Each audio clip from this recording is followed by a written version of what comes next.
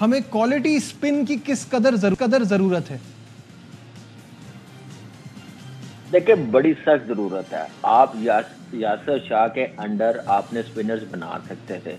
जब मैं selection committee का पार्ट था, आप वहाब से पूछे, सीओ सलमान नसीर से पूछे, मैंने इनको कन्विंस कर लिया हुआ था यासर शाह के मुतालिक। आप अभी इधर उधर ना जाएं, आप उससे अगले 2-3 साल काम ले सकते हैं। उसको थोड़ा पैम्पर करें, जो भी इशू है खत्म करें, जो बिला मकसद के बनाए जाते हैं प्लेयर्स के साथ उसको साइडलाइन करने के लिए। आपने उस प्लेयर्स को बड़ा जाया किया है, तो उसके बाद क्या नाम है, आप ये हाल करेंगे। नुमान अली जैसे वो सेट हुआ तो वो साइड से बाहर हो गया। अब मुझे बात बताएं, ऑस्ट्रेलिया में नहीं खेला, उसको प्रॉब्लम आ गई, ऑपरेशन हुआ, उसके बाद वो साइड में नहीं है। शॉर्ट टाइप पर है, हमारी मैनेजमेंट कंफ्यूज है, किसी को लेके नहीं चलती। हमारे स्पिनर्स हैं हमारे पास, लेकिन आप खिला नहीं रहे। अब इब्रार को साल बाद तो 1 साल के बाद खिलाएंगे तो क्या बेहतरी आएगी, क्या इंप्रूवमेंट आएगी, क्या कॉन्फिडेंस लेवल आएगा?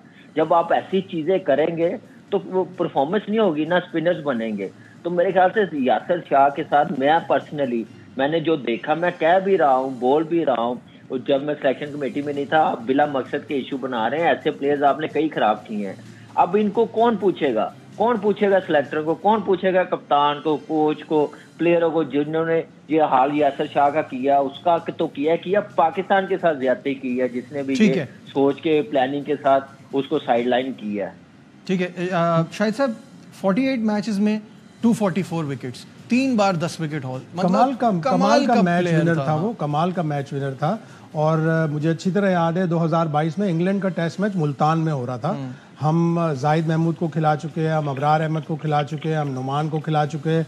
उस वक्त बहुत से लोगों ने सोचा कि यासिर शाह को उस टेस्ट मैच से, मुल्तान से टेस्ट मैच से 10 दिन पहले यासिर शाह ने बलूचिस्तान के लिए फर्स्ट क्लास मैच में उसी ग्राउंड पे 10 आउट किए थे। तो ये तो बहुत नाइंसाफी है, ट्रेजिक है ना कि फिर आप उस प्लेयर को फिटनेस पे कह के बाहर निकाल रहे हो, सब कुछ कर रहे हो। मुझे अच्छी तरह याद है 2014 में पाकिस्तान एक टेस्ट मैच पहला जीता साउथ अफ्रीका से, दूसरा इमरान ताहिर की बॉलिंग की वजह से हार गया।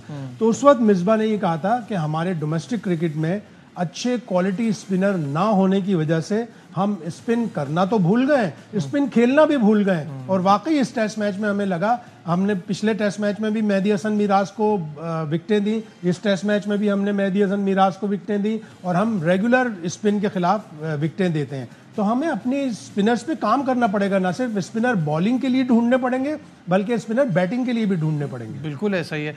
कामरान, अभी देखें आप, मैं नोट कर रहा था कि अगर हम इस सीरीज में अगर किसी को देखते हैं जिसने शाइन किया है तो लिटिन दास है, लेकिन फिर उसके बाद ऐसा कैसे हो सकता है कि आप नाहिद राना का जिक्र ना करें, आप हसन महमूद का जिक्र ना करें, आप मेहदी हसन मिराज का जिक्र ना करें? तो मतलब इनकी तरफ से इतने सारे स्टार परफॉर्मर शाइन कर गए इस सीरीज में और हमारी तरफ से कोई नजर नहीं आ रहा।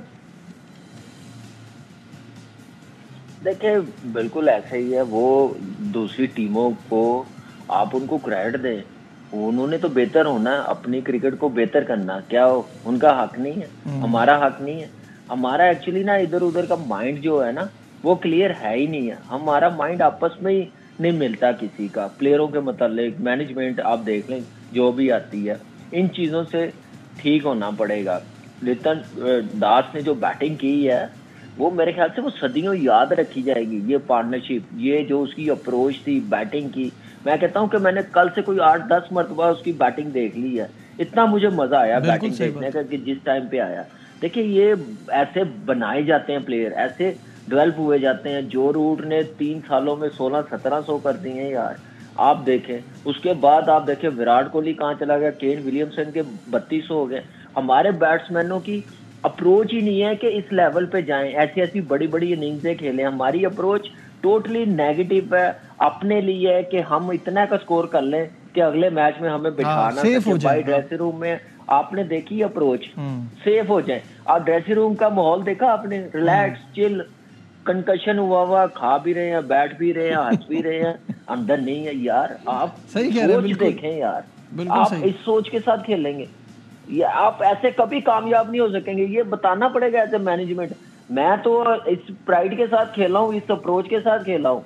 मेरे साथ भी होता था, मुझे क्या कहा जाता था, मैंने जब आउट हो गया हूँ, रस्से के बाहर पैड उतारे हैं तो मेरी वो क्लास की मेरे कप्तान ने। उसके बाद मैंने कभी जिंदगी में क्लब के मैचेस में आउट होने के बाद रस्ते के पास आके डायरेक्ट पैड नहीं उतारे, पहले सोचता था। यहाँ पे तो फौरन शर्ट उतारी, ट्राउजर उतारी, ऐसे टांग पे टांग रखे बैठे हुए हैं, कोई फिक्र ही नहीं है, वैल्यू ही नहीं है उनको अपनी आउट होने की, विकेट की।